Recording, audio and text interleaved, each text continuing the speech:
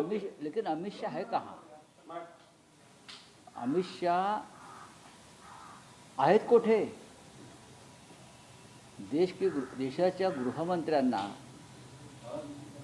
शोधावं लागते, जनतेला, खासदारांना. एक सिनेमा आया था बीच में, लापता लेडीज. मैं सोच रहा हूँ मैं एक फिल्म बनाऊँ, लापता गृहमंत्री. लापता गृहमंत्री. जिंदगी भर 10 साल से दिल्ली में है अमित शाह जी. हर बात पर बोलते रहे, हर बात पर अपना अस्तित्व दिखाते रहे, धमकियां देते रहे लोगों को.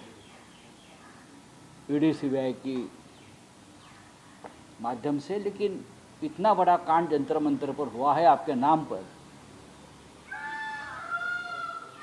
Leader of opposition Rahul Gandhi Lok Sabha में खड़े होकर आपके ऊपर कुछ बोल रहे हैं और आप लापता है. तो ये लापता होने का राज क्या है? जंतर मंतर पर जो पैलेट गन चली है उसका पूरा हिसाब किताब, त्याचा संपूर्ण हिशोब संसद मार्ग पोलीस ठाण्यातल्या जनरल डायरीमध्ये आलेला आहे. संसद मार्ग पोलीस स्टेशनची जी जनरल डायरी आहे त्याच्यामध्ये पॅलेट गन चालवल्याचा आदेश ज्या डीसीपीने दिला ते त्याच्यामध्ये नोंद झालेला आहे. आणि दिल्लीचं पोलीस हे पूर्णपणे हा केंद्रशासित प्रदेश असल्यामुळे त्या पोलिसांचे नेतृत्व, त्यांना आदेश देण्याचा अधिकार हा फक्त गृहमंत्री अमित शहाना.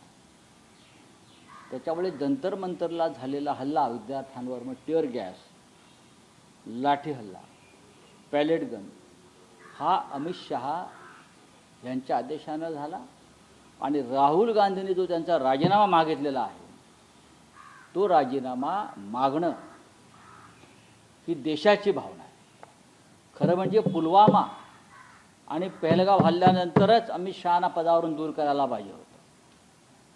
पुलवामा आणि पहलगाव हल्ला ज्या प्रकारे झाला ही जबाबदारी पूर्णपणे अमित शहांची होती. पण त्यात त्यांना वाचवण्यात आलं. राष्ट्रीय सुरक्षेचा मामला आहे, सैन्याचा विषय म्हणून विरोधी पक्षाने फार तो विषय ताणून धरला नाही. पण आता या सगळ्या पापांचं फळ हे अमित शहाच्या पदरात टाकावंच लागेल. जालियनवाला बाग हत्याकांडामध्ये आम्ही एक जनरल डायर पाहिला होता. जंतर मंतरला आम्ही जनरल कायर बघितला.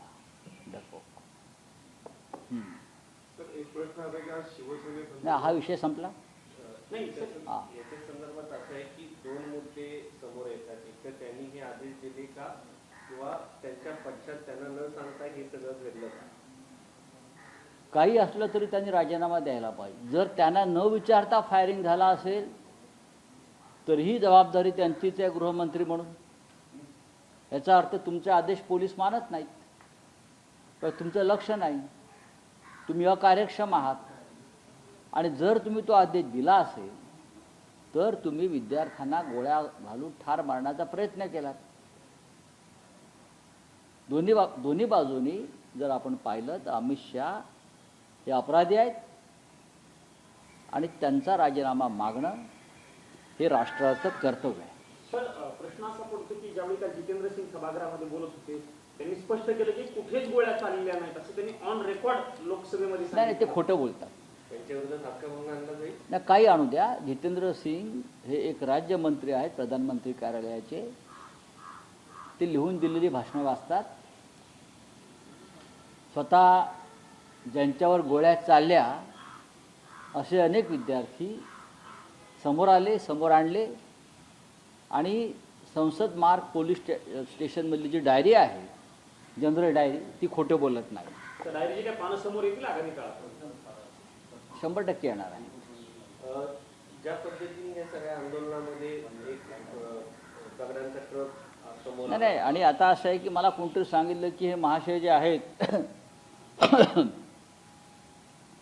हे जनरल कायर यांना पुण्यात कोणीतरी कार्यक्रमाला बोलवलं आहे.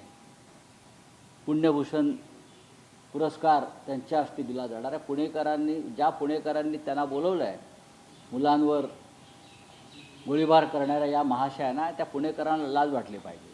लोकमान्य टिळकांच्या नावाचा पुरस्कार असेल किंवा अन्य कुठला पुरस्कार असेल जे देत आहेत यांच्या हस्ते, हां, रक्ताने रंगलेले हात आहेत त्यांचे मुलांच्या.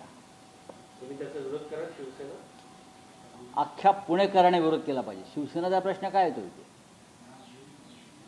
बोलिए आपका क्या? हो गया ना, हो गया, मराठी हो गया. 3 वर्षानंतर आज hearing येते, काय सांगा? बघू आता कॉक्रोच जनता पार्टीचे मुख्य संस्थापक काय निर्णय घेत आहेत, पाहू.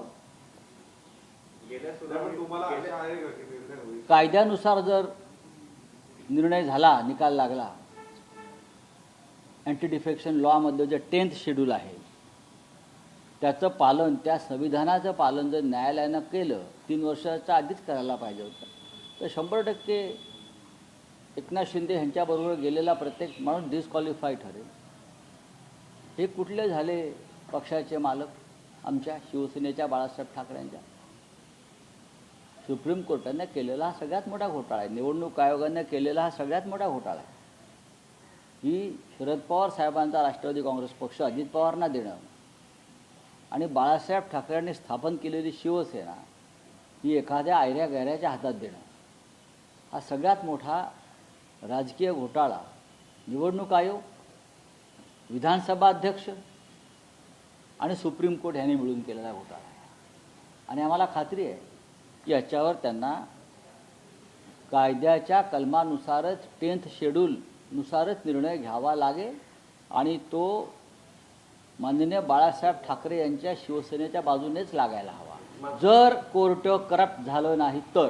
मागच्या निवडणुकीच्या वेळी तुम्ही जे विश्लेषण करतात किंवा कोर्टावर जी टीका करतात त्याचा उल्लेख झाला होता की अशा पद्धतीने आमच्या विरोधात बोललं जातं. मग निकाल द्या, निर्णय द्या ना संविधानानुसार. कॉक्रोच का चिडले?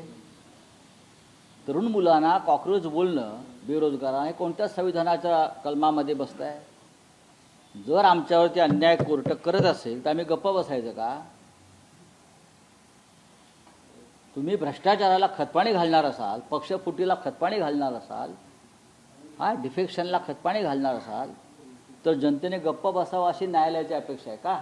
नाही.